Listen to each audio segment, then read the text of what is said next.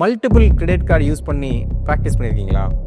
அது ஒரு யூஸ் பண்ணி பார்த்தவங்களுக்கு நல்லாயிருக்கும். ஏன்னா இந்த காலத்துக்கு அடித்து அந்த கார்டு பில்லு கட்டுறோம், அந்த கார்டுலேருந்து அடித்து எடுத்து இந்த கார்டு பில்லு கட்டுறோம். இந்த ஃபண்டு ஃப்ளோ நீங்கள் ட்ரான்ஸ்ஃபர் பண்ணும்போது தேர் இஸ் ஒரு டிரான்சாக்ஷனல் லாஸ்ன்னு உங்களுக்கு இருக்கும். இதை மீட் அவுட் பண்ணுறதுக்கு நம்ம இந்த 4 கார்டு 5 கார்டு ப்ராக்டிஸ் ஒர்க் அவுட்டே ஆகாது. ரியலி நம்ம இதை ஹெல்தி ப்ராக்டிஸாக ப்ராக்டிஸ் பண்ணிகிட்ருக்கோம்னு நினைக்கிறீங்க? கிடையவே கிடையாது. த ஃபினான்ஷியல் மேனேஜ்மெண்ட் அப்படின்னு சொல்கிறதே பார்த்தீங்கன்னாக்கா it is a healthy practice.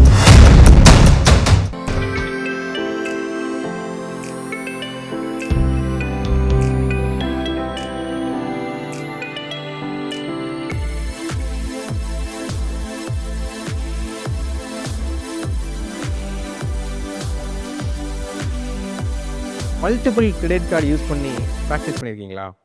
அது ஒரு யூஸ் பண்ணி பார்த்தவங்களுக்கு நல்லாயிருக்கும். ஏன்னா இந்த காலத்துக்கு அடித்து அந்த கார்டு பில்லு கட்டுறோம், அந்த கார்டுலேருந்து அடித்து எடுத்து இந்த கார்டு பில்லு கட்டுறோம், அடுத்தவங்க காசுலேயே ரொட்டேட் பண்ணிகிட்டே இருக்கோம்.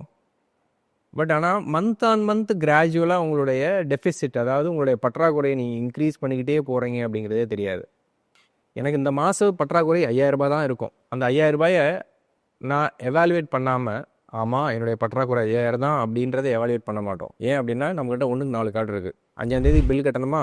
ஓகே. 15ஆந்தேதி பில் கட்டுற கார்டுலேருந்து எடுத்து அடி, அதுலேருந்து ஒரு 45 நாள் டைம் இருக்குது. ஓகே. அடுத்து 15ஆந்தேதி கார்டுக்கு பில் கட்டணுமா? 25ஆந்தேதி கார்டு ஒன்று இருக்குது, அதுலேருந்து பில் எடுத்து அடி. பட் இந்த ரொட்டேட் பண்ணுறதுக்கு நீங்கள் யூஸ் பண்ணுற டிரான்சாக்ஷன்ஸ் பார்த்தீங்கன்னாக்கா ஏதோ ஒரு பேமெண்ட் கேட்வே மூலியமாக அதை ஒரு டாப்அப் பண்ணுறீங்க. அந்த ஃபண்டை எகெயின் உங்களுடைய சேவிங்ஸ் அக்கௌண்ட் கொண்டு வரீங்க. அந்த சேவிங்ஸ் அக்கௌண்ட் உங்களுடைய கிரெடிட் கார்டு பேமெண்ட்டை பண்ணுறீங்க. இந்த ஃபண்டு ஃப்ளோ நீங்கள் ட்ரான்ஸ்ஃபர் பண்ணும்போது தேர் இஸ் ஒரு டிரான்சாக்ஷனல் லாஸ்ன்னு உங்களுக்கு இருக்கும். நீங்கள் என்ன பேமெண்ட் பண்ணணுமோ அதை மட்டும் நீங்கள் பண்ண மாட்டீங்க. அதையும் தாண்டி அன்றாட உங்களுக்கு இருக்கக்கூடிய நீடு, ஏதாவது ஒரு தேவை இருக்கும். இன்றைக்கி 25,000 ரூபாய் அந்த கார்டுக்கு பில்லு கட்டணும். ஆனால் 25,000 மட்டும் நீங்கள் ரொட்டேஷனல் ட்ரான்ஸ்ஃபர் பண்ண மாட்டீங்க, 30,000 ரூபா பண்ணுவீங்க. அப்போ அந்த 5,000 ரூபாய் அந்த கேப் இருக்குல்ல, அந்த கேப் எங்கேருந்து க்ரியேட் பண்ணுறீங்க?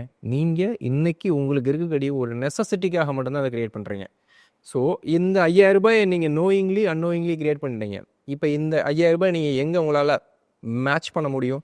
எங்கேயுமே உங்களால் பேக்கப் பண்ண முடியாது. ஏன்னா உங்களுடைய income flow is only one single income flow. அந்த ஒரு டேப் மூலியம் மட்டும்தான் உங்களுக்கு தண்ணி வருது. ஆனால் உங்களுக்கு மந்த் ஆன் மந்த் போகக்கூடிய எக்ஸ்பென்சஸ், மல்டிபிள் ஃப்ளோ எக்ஸ்பென்சஸ் இருக்குது. இதை மீட் அவுட் பண்ணுறதுக்கு நம்ம இந்த 4 கார்டு 5 கார்டு ப்ராக்டிஸ் ஒர்க் அவுட்டே ஆகாது. இதில் இன்னும் எக்ஸ்ட்ரானரி ஒரு சில பேர்லாம் நம்ம ப்ராக்டிஸ் பண்ணியிருப்போம். கார்டை போய் வெளியில் ப்ரைவேட் பேங்கர்ஸ்ட்டை போயிட்டு லெண்டிங் பண்ணுறவங்கள்ட்ட போய் ஸ்வைப் பண்ணிவிட்டு ஆன் 2%, அதாவது நம்ம இன்றைக்கி ஒரு 10,000 ரூபாய் நம்ம எடுக்கிறோம் அப்படின்னாக்கா 2% அவங்க எடுத்துப்பாங்க. ரிமைனிங் அமௌண்ட் நம்மகிட்ட கொடுப்பாங்க. It's like a liquid cash.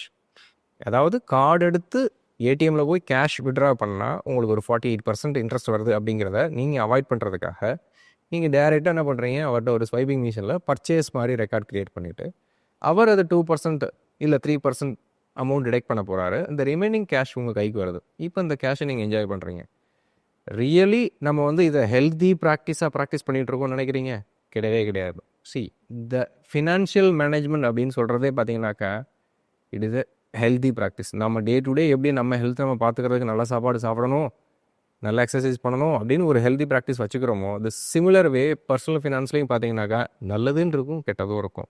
ஒரு இன்ஸ்ட்ருமெண்ட் நல்லதுக்கு படைக்கப்பட்டதா? ஆமாம், நல்லது தான் படைக்கப்பட்டது. அதை நல்லவங்க கையில் கிடச்சா நல்லது, கெட்டவங்க கையில் கிடச்சா கெட்டது.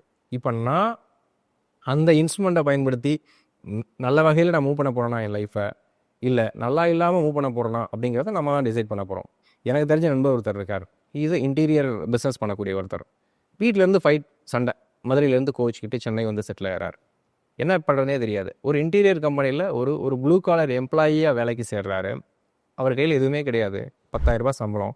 அந்த 10,000 ரூபாய் சம்பளத்தை வச்சுக்கிட்டு அவர் கிரெடிட் கார்டு ஒன்று வாங்குறாரு, ஆக்சிஸ் பேங்க் கிரெடிட் கார்டு. அதை ப்ராப்பராக யூஸ் பண்ணுறாரு. அந்த தொழில் கற்றுக்கிட்டு இருக்கும்போதே பேரலாக சின்ன சின்ன வேலையெல்லாம் பிஸ்னஸ் எடுத்து பண்ண ஆரம்பிக்கிறார். அந்த பிஸ்னஸ் எடுக்கிறதுக்கு அவர் அந்த கிரெடிட் கார்டை ஒன்லி ரா மெட்டீரியலுக்கு மட்டும்தான் பயன்படுத்துவார். எந்த பிஸ்னஸில் போய் அவர் இன்வெஸ்ட் பண்ண போகிறாரோ, ஒரு 2 லட்ச ரூபாய்க்கு அங்கே ஒரு வேலை இருக்குது அப்படின்னா, எனக்கு 1.5 லட்ச ரூபாய்க்கு எனக்கு ரா மெட்டீரியல் வாங்கணும்னா கிரெடிட் கார்டு ஸ்வைப் பண்ணுறாரு, மெட்டீரியல் வாங்குறாரு, வேலையை முடிக்கிறார். 30 டேஸ்க்கு அவருக்கு பேமெண்ட் வருது. அதுக்கான ரா மெட்டீரியல் காஸ்ட்டை கொடுத்துட்றாரு. தென் 50,000 ரூபா அவருக்கு புக்கில் ப்ராஃபிட் இருக்குது. ஆனால் இந்த இந்த ப்ராக்டிஸ் அவர் பழகி அவரை எக்ஸிக்யூட் பண்ணிக்கிறதுக்கு அவர் எடுத்துக்கிட்ட டைம் 3 வருஷம்.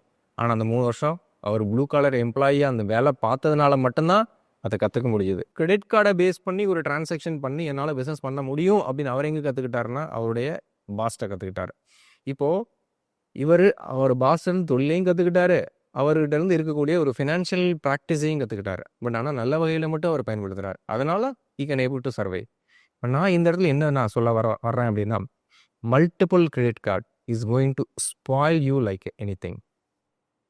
So multiples credit cards avoid பண்ணுங்கள். Maximum try to close with one single credit card. அதையுமே பார்த்தீங்கன்னா உங்களுடைய நீட்ஸ், உங்களுடைய நெசசிட்டி என்னவோ அதுக்கு மட்டும் பயன்படுத்துவோம். நன்றி.